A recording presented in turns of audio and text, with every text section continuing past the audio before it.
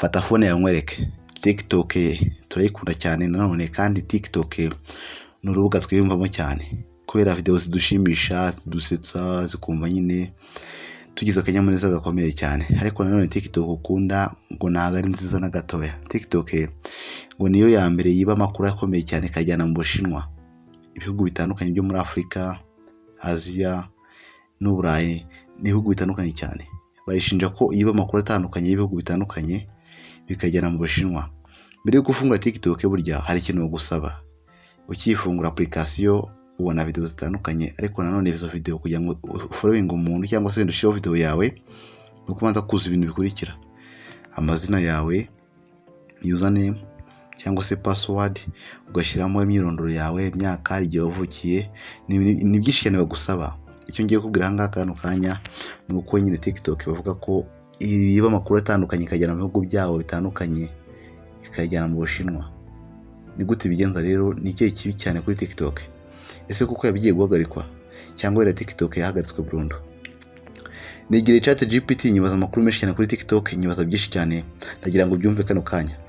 Ntujye kure na gatoya, wowe niba ukibona kugambira n'umurongo ukanda subscribe ugakanda like kugira ngo ujye dukurikira umunsi ku munsi, kuko iyi channel yaje kugira ngo ugeze ikoranabuhanga ritandukanye udasobanukiwe na gatoya. Ndagira ngo wumve byinshi cyane batubwiye bijyanye na TikTok. Ese igiye gufunga koko cyangwa ntabwo irafungwa? Ese ubundi muri iyi minsi TikTok ihugiye mu biki?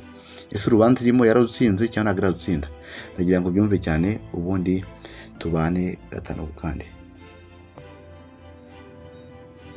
TikTok na tabo irahagarikwa, ariko irahanganye n'ikibazo gikomeye muri Leta Zunze Ubumwe za Amerika.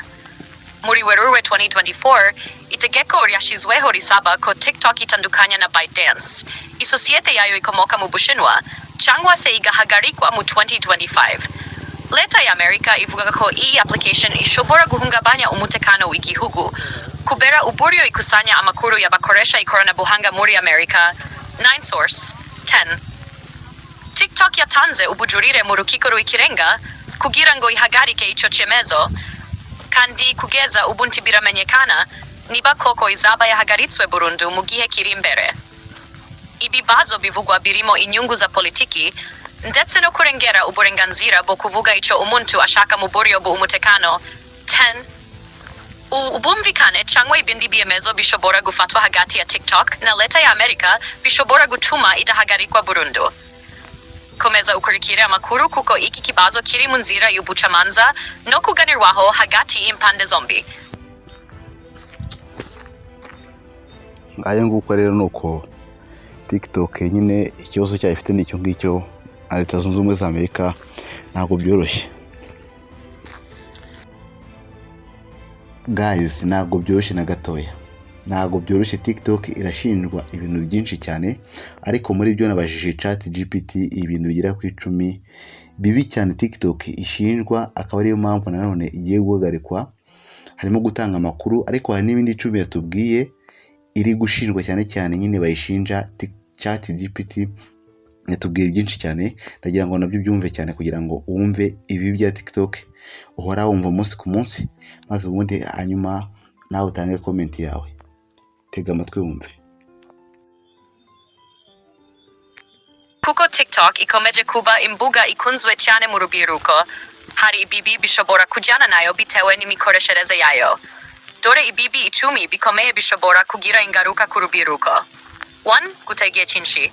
Urubyiruko rushobora kumara igihe kinini ku TikTok, bigatuma bibangamira amasomo, imirimo cyangwa ibindi bikorwa by'ingenzi. 2. Kwinjizwa mu bibi bitandukanye. Bimwe mu byo abantu bashira kuri TikTok bishobora gushigikira ibikorwa bitari byiza, nko gukoresha ibiyobyabwenge, ubusambanyi cyangwa urugomo. 3. Imiterere ya TikTok ituma umuntu yinjira mu yitwa dopamine rush, kuryoherwa n'amashusho maremare. Ibi bishobora gutuma umuntu aba imbata.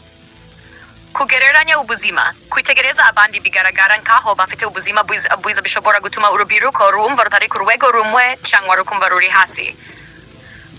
Ingaruka ku buzima bwo mu mutwe. Hari urubyiruko rushobora kugira stress, depression cyangwa ubwoba bitewe n'icyo abandi bavuga cyangwa gukora ku mashusho yabo. 6. Kwishora mu miko mibi. Hari igihe urubyiruko ko rubigana ibyakozwe n'abandi, harimo n'ibishobora gushira ubuzima bwabo mu kaga. ihohoterwa rishingiye ku ikoranabuhanga. TikTok niwe mbuga aho ihohoterwa rikorerwa benshi mu buryo bwo gukoza isoni cyangwa gutukwa. 8. Kwiyandarika. Hari abakoresha TikTok bashiraho amashusho cyangwa imyambarire igamije gushimisha bishingiye ku marangamutima. Ibi bishobora guhungabanya indangagaciro z'urubyiruko. 9. Guhomba amakuru bite. TikTok ija inengwa kubera ikibazo cyo kwinjira mu makuru y'abakoresha bayo no kuyakoresha mu buryo butazwi. 10. Kugabanuka k'ubushobozi bwo gutekereza byimbitse. Kuba ibintu byinshi biri kuri TikTok bihuta kandi bigaragara mu gihe gito bishobora gutuma umuntu adashobora kuyangana cyangwa gutekereza ibintu byimbitse. Kubera ibi bibi ni ingenzi ko urubyiruko rukoresha TikTok mu buryo bufite gahunda no kwirinda ibintu bishobora kubangiriza ubuzima cyangwa imitwarire.